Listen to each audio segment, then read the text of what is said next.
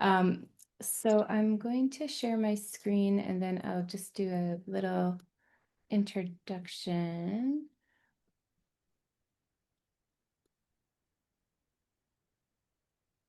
Okay, can you see that? Did I do that correctly? Okay, wonderful. So, Wide Tk'emlúps, Sarah Nickel to Tk'emlúps to Equin, El St. Albert Namuntwin. My name is Sarah Nickel. I am a member of Tk'emlúps to Secwépemc. I currently live in St. Albert, so just outside the city of Edmonton in a beautiful Métis community, originally Métis community. Obviously a visitor to these lands. These are not my Indigenous lands. And so Jan, thank you for giving such a wonderful, thoughtful, fulsome territorial acknowledgement. I think that is really meaningful, and I agree that it's work that we need to continue to do.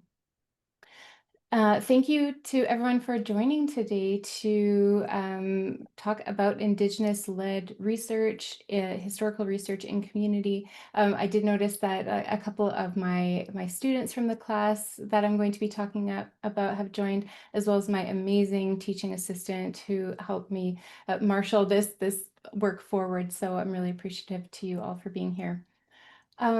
So today I'm wanting to offer some reflections on developing and delivering what I hope will be the first of many history field schools with my community, Tk'emlúps to Secwépemc. And so hence the title of the talk of From the Land Through the Archives. Before I get into the details of that process, I want to locate myself, my nation, as well as my work. And so this practice of positionality or self-location is really important to the work that I do, because I really believe that who we are in relation to our work really does matter. And so I'll start with family. So my elders have taught me introducing ourselves means we do so by naming our community, but also the family lines that we come from. And so this is how we situate ourselves in relation to others, in place, in kinship, and in story. So I am a member of the Oxim August line, one of our 13 grassroots families of Tk'emlúps to Secwépemc. These 13 families were the original 13 family lines of our community, and each carries ongoing political, social, and cultural responsibilities. And so together they really form the foundation of our governance and community life. Our 13 Grassroots Advisory Council, for instance, includes representatives from each of the 13 families. And this council advises on matters in the community and helps ensure that our traditional governance practices continue to guide decision-making today, alongside but distinct from elected chief and council. And so this system of family representation and responsibility is something I'm going to return to later because it is really deeply connected to how I approach research and teaching in community. So pictured here are some of my Secwépemc relatives, so my kia'as, my grandmothers, my mother, my daughter, and this line of strong Secwépemc women really keep me grounded in the work that I do. So they remind me that everything I do, whether it's teaching, research, or community engagement, is really a part of an intergenerational continuum. And they remind me that this is not just my story, it's our story, carried forward through kinship, responsibility, and care. And my direct generational connection is also tied to community responsibility, to act according to the values and priorities of the other grassroots families and not just my own. So we really do have to act together to make meaning for all. In my academic life, I've also been guided by another group of mentors. I like to think of them as my academic elders, my aunties and uncles. So people like Kathy Absalon, Sean Wilson, Margaret Kovach, Linda Tubai Smith. On the history side, Mary Jane McCallum, with Joanne Archibald, just really naming a few of the people that have influenced me over the years. And they've really taught me the importance of putting ourselves forward in research, and from an academic perspective. So knowing that is important through a community perspective is one thing, but from an academic perspective, this is what I've learned from these folks. So the importance of naming our connection to our work, our stake in its processes and its outcomes, And this is not just a matter of transparency. Like my connection to my family line, it's a practice of accountability. So, accountability to the people that we work with, to the stories that we engage, to the places that sustain this work. They've also really shown me that academic work for Indigenous scholars does not have to sit in opposition to or in conflict with community life and priorities. But it really does require doing this work differently. So for me, doing history as for many of my academic elders and for myself, this is an innately political act. So it combines, in the words that put so eloquently, I believe, by historian Erica Dick, combining the art of activism with the power of storytelling. And so I want to both talk about these practices today, but also try to model them as I begin this work. So a bit about my community so that you know the where of what I'm talking about today. So this slide shows the main band grounds of Tk'emlúps to Secwépemc, or Titus, as we often say, located, as Elder Hillier mentioned, at the confluence of the North and South Thompson Rivers. So our people, the Tk'emlúpsum, are known as the people of the confluence, and that is because of this really strategic, important location. And this has always been a strategic and important location. So this is a very strong transportation hub. Obviously, before there were roads and highways, the rivers were our roads. And so this was how Secwépemc people connected and worked with each other, but also how we connected to those, our neighboring communities, those outside of our nation. And of course, today those connections still exist. We have the Trans-Canada Highway that runs right through Kamloops that's connecting us as well. So if you look at the bottom left of the image here, you'll see the red brick building of the Kamloops Indian Residential School. And this school operated between 1890 and 1969 when it was then created as a residence for day scholars. And then it operated as a residence for day scholars between 1969 till its closure in 1978. And so this, obviously, this still exists. This is like a fairly current picture. To the far left of that image, there's that other kind of brick building. It used to be a residence for school staff and pupils. It now hosts a number of our offices. So our chief and council offices are in that location. We have our language and culture department. Our museum and archives are in that building. We have our education department in that building, as well as other administrative spaces. That main residential school building was reclaimed by our community in the late 1970s. And so it now hosts a number of political organizations. So the BC Native Women's Association, their offices are in there, the First Nations Tax Commission, the Indigenous Languages Commission, the Housing Authority, many different folks work out of these offices.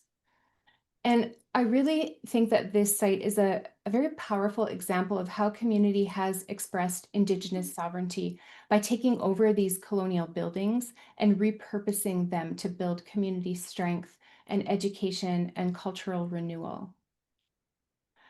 Directly right of that, the residential school building, the much more modern building, to the right of that is our residential or our on-reserve school, the Secwépemc School of Excellence.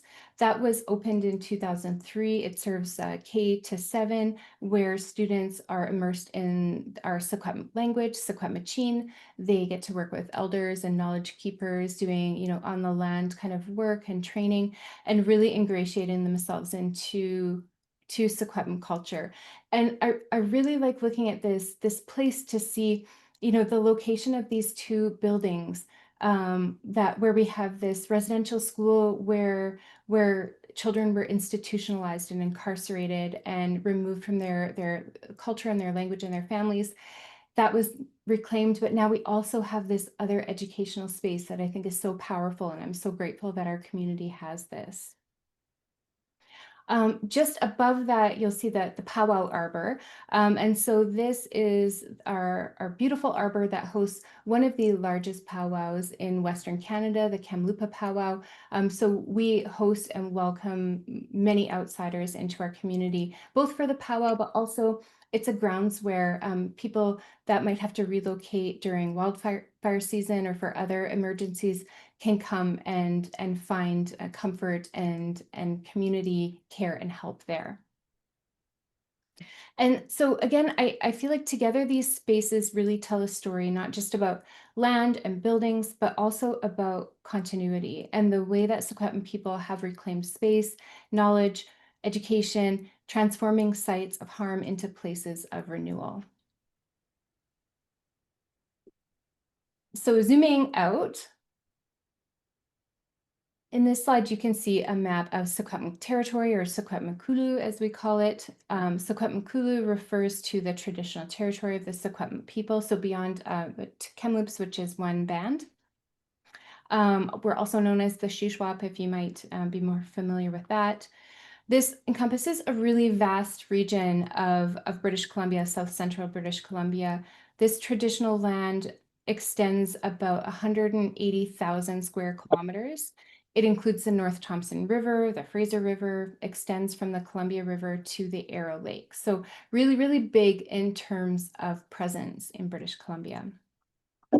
And its landscape's very diverse, of course. So we have mountains, plateaus, river valleys. And as you can see in the First Nations map, which I've included just a link because this is such a good resource. I love this resource for looking at Indigenous mapping. It really shows both the scope of the territory, but also its overlapping use and occupation historically and today with other neighboring nations. So just returning to this map of Secwepemc, I want to highlight how communities have changed over time. So before the smallpox epidemic of 1862, our nation was made up of 32 communities, or campfires as we often call them. Each campfire represented a really distinct but interconnected community. And it was part of this broader web of kinship and governance and responsibility across the land. Today, we have 17 recognized bands or communities. We continue to acknowledge and honor our original 32 campfires. So that's something that we talk about in an ongoing way. And I think this recognition is really important because it's part of how we remember the fullness of our nation, the history of our nation, and how we hold space for those connections, even when we see disruptions happen. So we see an epidemic or other colonial disruptions that change the face of our nation. So Tk'emlúps is my community. It's the largest of these communities. It's located in what is now the city of Kamloops. And as Elder Hillier mentioned, that's where we get the name Kamloops. As I mentioned, it's been a really long gathering place for the nation, a place where rivers and trade routes and stories really do come together. So it's all of these relationships together and my deep and ongoing desire to work with and for my community that led me to what I would say is probably one of the most important moments of my career, but also my life, of developing and delivering a history field school in my home territories. And so in a lot of ways, this idea began a long time ago. It began when I was a graduate student, so just starting my MA work at the University of Saskatchewan. And I had the opportunity to join an ethnohistory field school working with the Stalo Nation in British Columbia's Fraser Valley. And this experience had a very profound effect on me in lots of ways, but I do remember thinking how powerful it was to learn history in place with community elders and knowledge keepers in the lands where events took place. And I thought, how wonderful it would be to offer something like this in my home community as well.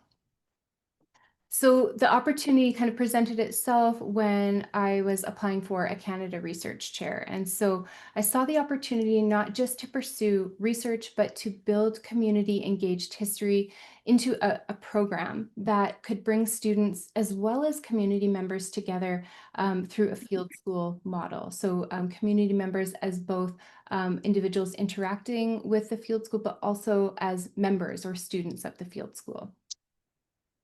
So I envisioned this to be a program that was really grounded in Secwepemc knowledge systems that would allow students to learn history where it happened, and to do so in collaboration with the people whose stories and lands shaped it. And I really began with this question that I've included here, which, is this question of community-led research. It's always or often seen as a gold standard for ethical, robust, and responsive engagement with Indigenous peoples. But I was wondering, what does this actually look like? What do the ideals actually look like in practice? Or better yet, what could it look like if we truly followed community leads at every stage? And to figure this out, and I'm not claiming I have figured it out, but to figure it out to the extent that I have, I relied in part on my almost 20 years of training and experience working with Indigenous peoples, including those outside of my own nation, and my ever-present belief that every project I undertake involves stepping back and unlearning and taking direction from others, which sounds a lot easier than it is, and I still struggle with that a lot. So, my experience doing community engaged work and Indigenous studies scholarship has taught me that meaningful collaboration must always be reciprocal, respectful, and relational, not just in outcomes, but at every stage in the process. And this means beginning with work with community rather than coming and bringing to them ideas once decisions have been made and projects have been solidified and getting them to kind of have the check mark. So, working with a Secwépemc community also meant beginning with our nation's own assertion of best practices in research. And so, this slide here shows an excerpt from the 2019 Secwépemc Nation Research Ethics Guidelines that clearly emphasize collaborative and Secwépemc-led research that is relevant and meaningful to the nation, but also respects Secwépemc data sovereignty and enables community capacity building. And I think that is those are often the things that get missed in community research, is that we focus more on doing the research and maybe we bring in students to do the research, but we're often taking that research with us and we're not leaving the nation with formal training and capacity building. And so these were really key goals for me. So finding out what that looked like or would look like in practice with the field school meant that I began with a series of meetings and conversations. And these included lots of different groups. So I met with members of our culture and language department, which includes our museum and archive staff. I met with chief and council, and I met with other community members and elders to just initiate conversations about what this could look like and if there was interest in it. So together we decided, what a history field school might look like, what kinds of history projects community members felt would be the most meaningful for students to take on. And these would be projects that could directly contribute to Tk'emlúps priorities and strengthen our collective understanding of Secwépemc history. So my role was to work with the ideas generated, as people kind of threw ideas out, I was trying to make sense of them, as well as really trying to do the heavy lifting because, you don't want to go into community and say, what ideas do you have? And then force the work to happen in community. So I really wanted to take a bit of a service model to doing that heavy lifting. From the very beginning, I envisioned a robust framework of ethical protocols and community engagement, and I'll return to these in a few minutes. But really, I think the most important guiding principle was that students participating in the field school would be working for Tk'emlúps and not for themselves. And their learning would then come through service and collaboration and accountability through contributing to community-led goals rather than pursuing individual academic ones. And again, I think that's a really difficult thing for individuals to do. So consultations yielded some incredible ideas for potential projects, and this was truly a reflection of the creativity, care, and vision within the community. And so on this slide, you can see the spreadsheet that emerged from these discussions, where again, I was just taking the ideas that were generated and trying to work them into potential projects. And what you're seeing here is the working document that circulated through various departments and community groups during the planning process. And I think as necessary in community work, this document became a living document. It evolved as new ideas came forward, and it was refined over time. And then later, it served as my planning and recruitment tool when it came time to bring students into the course. So it allowed me to try my best to match student interests and skills with the projects that had been identified by TTIS, ensuring that students' work would be directly connected to student needs, but that hopefully students felt empowered in their own skill set and interests. So it was really important to me that this field school not just be open to students at the University of Alberta, but to a broader group. And that meant graduate and undergraduate students together, but also students from other institutions. And part of that decision came from a very practical place. There are very few courses like this, and so I wanted to be able to offer it widely.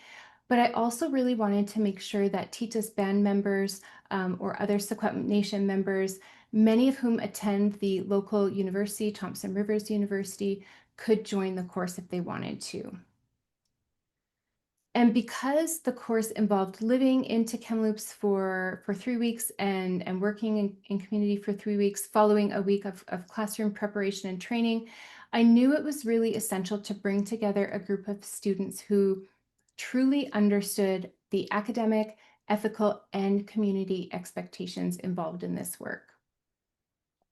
So I held information sessions at the University of Alberta for potential students and in Tk'emlúps so that people could kind of see what I was proposing and engage interest for those wanting to be involved formally or not. And then I personally interviewed every potential student before approving them to enroll in the course. And these interviews really helped ensure that students understood not just the intellectual demands of a course like this, but also the relational demands, things like respect and reciprocity and responsibility. So I wanted to, as I said, wanted to make the class as accessible to community members as possible. So that meant I proactively sought people out and encouraged them to apply. I encouraged them even if they needed accommodation, like for work schedules or child and family demands, or if they simply wanted to join for a specific activity or community event. I wanted people to know that they were welcome. And this flexibility, I think, helped to create a learning environment that was more inclusive, that was more responsive, and was really grounded in community realities, one that mirrored the values of the heart of Indigenous research itself. This same commitment to openness was something that I carried in the planning stages of the course throughout our time in Tk'emlúps and in the months that followed. So many of us are familiar with the ongoing history of researchers who come into Indigenous communities to extract information, then they disappear, and later use that knowledge to advance their careers, pad their bank accounts, often without ever returning, sharing the results, or acknowledging the people whose stories and lands made their work possible. And so this field school was deliberately designed to do the opposite. And so I found myself kind of reflecting on what this would look like at every moment, at every opportunity. So next, I want to talk just a little bit about the ethical guidelines that helped shape the field school and how we ensured that our work remained accountable to TTIS and how we practiced frank and open communication through the entire process. So these guidelines, very crucially, were not meant to be checkboxes for institutional ethics approval. They were meant to be living commitments of relationship, consent, and reciprocity that grounded the work from start to finish. So as you might imagine, a lot of the work happened behind the scenes long before students were ever interviewed or brought into the course. And so in addition to all the consultations that I did with TITA staff and community stakeholders, the approval of the field school itself had to go through a formal band council approval and required the development of a partnership agreement between TITAS and the University of Alberta. And this meant deep diving into areas of institutional administration that I had no business being in and had never navigated before. Everything from research contracts to band legal and university legal frameworks. It was a very steep learning curve, But it also created the opportunity for me to speak to new audiences about the kind of work that I was trying to build that was really grounded in community relationships rather than extractive research methods. For some of the community conversations, being a band member certainly helped. I had personal relationships, people know my family members, I had community knowledge to draw from. But is anyone familiar with, tight-knit communities, band politics, internal dynamics? That didn't mean that this process of approval was easy or inevitable. And so at times I met with community people who were skeptical of my intentions. They were skeptical of me, largely because I work in a university. And they were really uncertain about what the field school would ultimately mean for community. And so even when I could articulate some of my goals and aspirations and the meaningful work I hope to do for TTIS, of course, that remained to be seen. And so people were suspicious about that. So I found myself having to prove my intentions, to prove myself on more than one occasion. And this meant being open to having really tough conversations, to deferring to other people's expertise, to being completely transparent, and at times being willing to actually completely abandon the field school. So there were more than one moment where I thought, okay, this is the end before it begins, that this is not. Those moments were very difficult. I shed a few tears, but they were also really formative because they reminded me that community accountability is not a one-time thing. It's not a one-time declaration, but it's an ongoing process of trust building, especially when we're working at the intersection of community and academic institutions. So being a band member, being recognized in community didn't necessarily help that.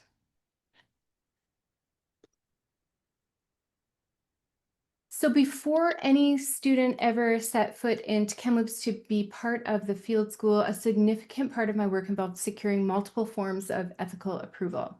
So both through the institutional processes and through our own community protocols.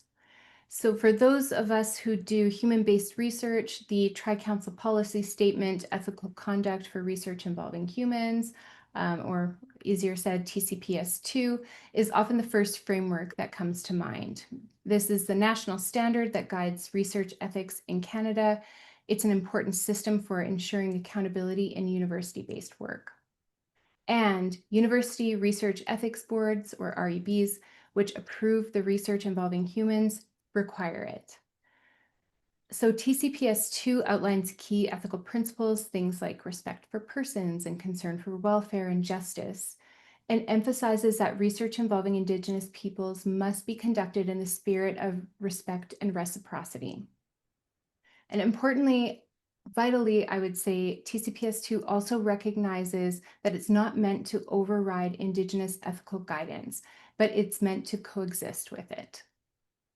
So alongside TCPS2, which I needed for the Research Ethics Board, many REBs also reference OCAP, which stands for Ownership, Control, Access, and Possession. These principles may be familiar to many of us, were developed in 1998 by First Nations researchers. It affirms that Indigenous peoples have the sovereign right over their own data, the right to determine how information is collected, how it's stored, how it's used, how it's shared. And OCAP has really become an essential, though not unproblematic, companion for Indigenous-led research, especially when it comes to ensuring that research benefits communities rather than just extracting from them. For this field school, my priority was to actually center Secwépemc and Tk'emlúps specific priorities and ethics first. These are the ethical systems that hold the most authority on our lands, in my opinion. So through my conversations with the TTIS Language and Culture Department, Chief and Council, and community members, I followed the Tk'emlúps community ethics process, which ensures that any projects conducted in Tk'emlúps align with the community values, goals, and cultural teachings of the community. And so on the left, you can see this research agreement. This is the Tk'emlúps specific agreement. Next to it is the Secwépemc Nation Research Ethics Guidelines, which are guidelines for the entire nation. I'll talk about next. And then on the other side, you can see an excerpt from the University of Alberta Research Ethics Board application that I needed to complete for course-based ethical approval involving human research. So all the ethics, all the ethics. So here I've just given you some excerpts from the Secwépemc Nation ethics guidelines. These were developed in 2019 by a band member, Gary Godfredson. Tina Matthew, who works at Thompson Rivers University, is Secwépemc from another community. And Irini, who is a Maori scholar with strong ties to Tk'emlúps and Thompson Rivers University. And these were developed following a Secwépemc scholars gathering meant to develop ethical guidelines. So with the input of elders, knowledge keepers, and researchers, the group articulated these 11 guiding principles for how research should be conducted across Secwépemc. And these guidelines assert that all intellectual property developed within Secwépemc territory belongs to the Secwépemc Nation, and that any research taking place there has to have the nation's approval. This process is coordinated through the Office of Indigenous Education at Thompson Rivers University, which administers applications on behalf of the nation. So what this meant in practice is that we had to move through 3 distinct systems. We had the TITAS approval through community consultation, band council approval, partnership agreement, and the researcher agreement. We had the Secwépemc Nation research guidelines facilitated through Thompson Rivers University. And then we had the University of Alberta Research Ethics Board approval under TCPS2 and OCAP. And I put these in the order in which I find them most important. So really working with the community first, then the nation, then the institutions. This was a complex process, but it also reflected and reinforced a crucial truth that ethical research within Indigenous communities must be guided first and foremost by the protocols of the nation and the people whose lands we work on. Institutional approvals are important, they're vital, we have to have them, but they cannot replace the relational accountability that comes from seeking permission, following community processes, and maintaining transparency at every step. And if you're interested, these Secwépemc guidelines are available online. You can just Google them, and I think they're wonderful for anybody looking to do even research outside of Secwépemc. They really paint a strong picture of Indigenous data sovereignty. So to truly put this commitment to relational ethics into practice, I knew it was not enough to simply obtain approval or reference Indigenous protocols. I needed to embody them in the structure and conduct of the field school. From the outset, my approach was really designed to demonstrate to TITAS that our intentions were not to extract data or knowledge for academic gain, but to be of service to the community. And that meant starting with the research priorities that TITAS identified, not those that the students or I proposed or wanted to do.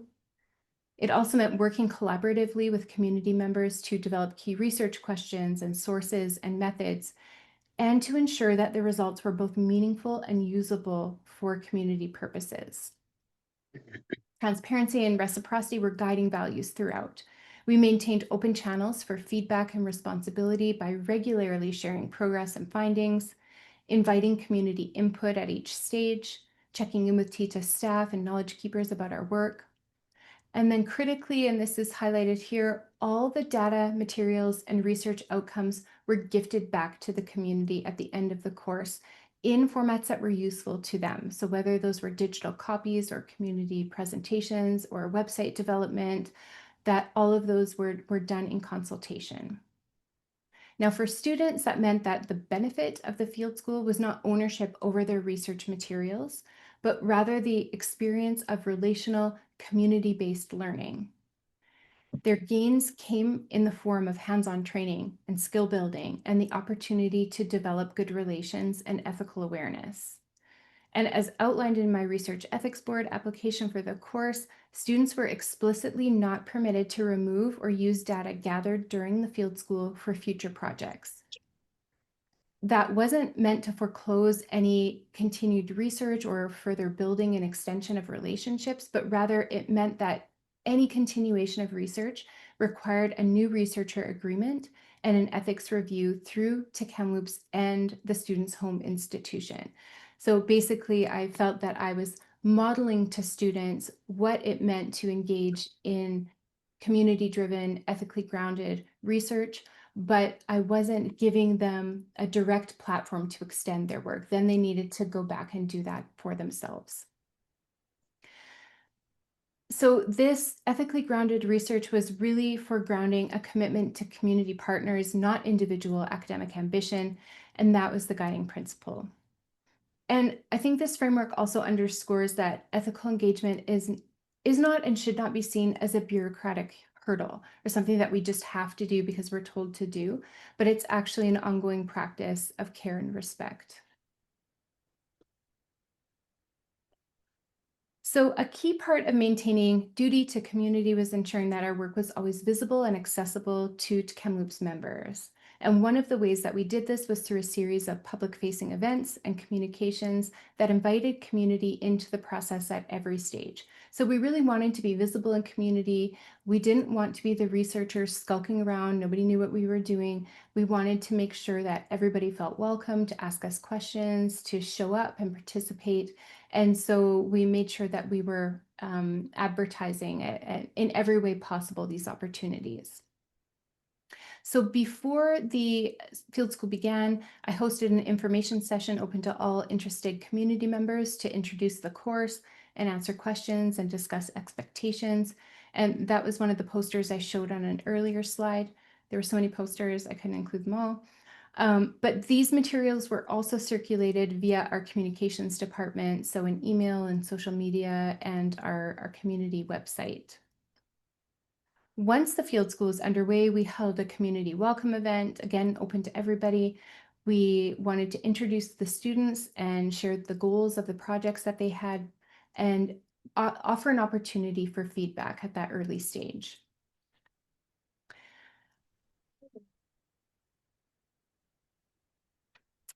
We also produce community newsletters. And so throughout the 3 weeks that we spent in Tk'emlúps, we shared what we were doing. And again, that was meant to be that transparency so that they could see us and know what we were doing, know our names, know our faces, even if they hadn't met us in person. And so these newsletters were distributed through, again, the TTIS communication channels, and they offered updates on our activities, introduced students who might not have met others in person, and described the work that was being done in ways that we hoped would invite curiosity and engagement rather than showcasing kind of secrecy and distance. So these are just a couple of the pages from the first one. You can see our arrival. You can see us touring the Secwépemc Museum before it had its grand reopening. You can see us picking cushion that we would later process in order to produce food resources for our elders' cache. And so this is really showing that we weren't just working in archives, we weren't just working on our own, but we were actually truly in community and in community to help community. Our week 2 update, we can see that it showcased students taking part in community events like archery nights and Secwépemc song sharing nights, helping set up the museum before its grand opening, and then sharing details of ongoing research and inviting participation. The last one, week 3's update, we did a report on the cultural tour that the group did with Secwépemc knowledge keepers and content experts. You can see the classroom space where we worked in the band office buildings when we weren't in the archives or doing other work. And this is a place where we once again listed all the projects that students were completing to ensure membership could take part if they wanted to. The culmination of the field school was our closing thank you feast and research showcase, which provided an opportunity for students to present their work that was still in progress to community members. It was meant as a gesture of gratitude, thanking them for welcoming us into community where we could share food, but also it was a vital mechanism for accountability. So students were able to share what findings they had. They were directed to receive feedback from those that attended the showcase and direction for refining their final projects. They also were gathering contact information from those who toured around, who wanted copies of research materials, data, results directly sent to them. And so again, there was no secrecy or gatekeeping information. It was freely available at all stages. And I think that is really important. That is something that we often don't see when we have researchers working in our communities.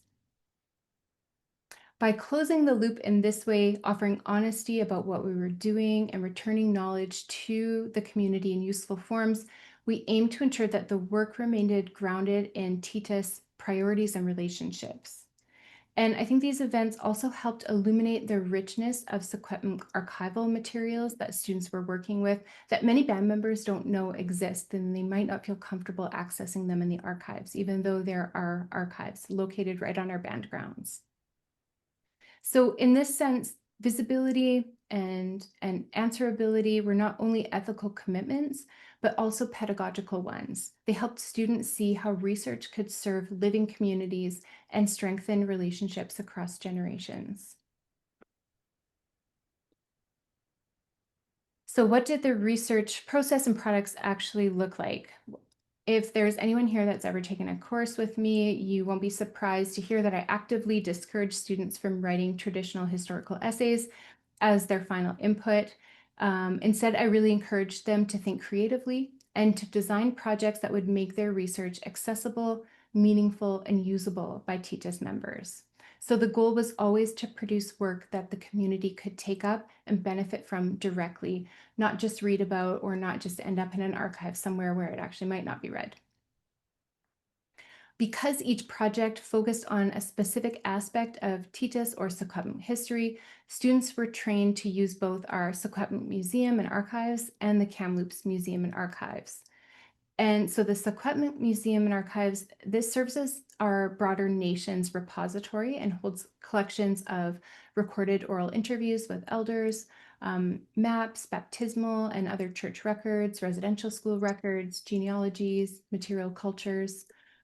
The Kamloops Museum and Archives, meanwhile, had some kind of complementary materials, so fur trade records, early settlement documents, and materials that related to the local and regional relationships with TITAS. And so we used both.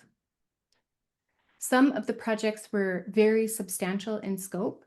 That required students to work in pairs often in order to contribute to different dimensions of the research. Others focused on more contained but equally meaningful topics, such as documenting community organizations, tracing family histories, or mapping traditional place names. Now, I don't have time today to show you all the amazing work that was produced, but I want to share a few examples that I think highlight both the creativity and the care that students brought to their research. And I think, working with community and in community means that you're invested in your research and the products that you're trying to create in different ways than you are in a traditional course setting. So each project really demonstrates how historical inquiry, when done in close relationship with community, can create tangible living connections between archives, people, and place. So I just have done a couple screenshots here of the various projects. So we can see on the left this practical guide to archives. This was a kind of, it was a written piece, but it had a lot of imagery in it, as you can see most of them did. And the student was really focused on the idea that, and the reality that our own Secwépemc people weren't using our archives. And there were lots of reasons for that, but one of the main reasons is that this kind of space didn't feel accessible. They might not know what's in there, or even if they knew, okay, maybe I have, a grandmother who has an oral interview that I'd like to listen to, they didn't necessarily know how to access that information. And so this student then created a kind of guide, this practical guide to using the archives that really shows, what's there. So you can imagine community members sort of squinting at the pictures and seeing certain names. And then how to access those materials. So what's there and how to access them. So I was really pleased with that, kind of demystifying the archives. We had things like this zine on mountains and place. So using pictures that this student took of their own experiences wandering around Secwépemc and taking part in berry picking and, finding food like the wild onion root, and then kind of building that into meaningful reflections on what the land means to Secwépemc people. And so incorporating excerpts from community elders or oral interviews, as well as maps and other materials that are visual, tangible, and useful. I was really impressed by the technological capacities of students and in ways that I do not have. And so the one in the middle here, The Land Remembers, this was all about stories and songs of Secwépemc people. And this student was really struck by how there are so many Secwépemc songs, but they're not always accessible. So they might have been recorded, but there's no digital version of a song, or there may be a digital version of a song, but people don't know where to access that. And so they created these handy QR codes that people could just scan and then have access to stories and to songs. And I think, again, that's a really powerful way of just creating a direct connection and creating a really accessible connection to these materials that are so important.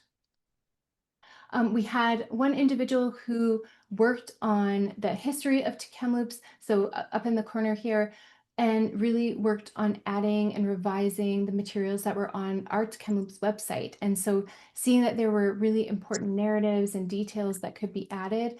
And so they included, what new text could be included into this website in a really easy way, like a copy and paste or kind of uploading way that would bring new knowledge to the community. And this is a website, community members, we use it all the time. This is where, we get contact information for departments, the what's new in events section that always gets populated, as well as if you need to get access to membership only documents for chief and council meetings and those types of things. And so it's a really important portal for information, and so a really good opportunity to create that new space of knowledge.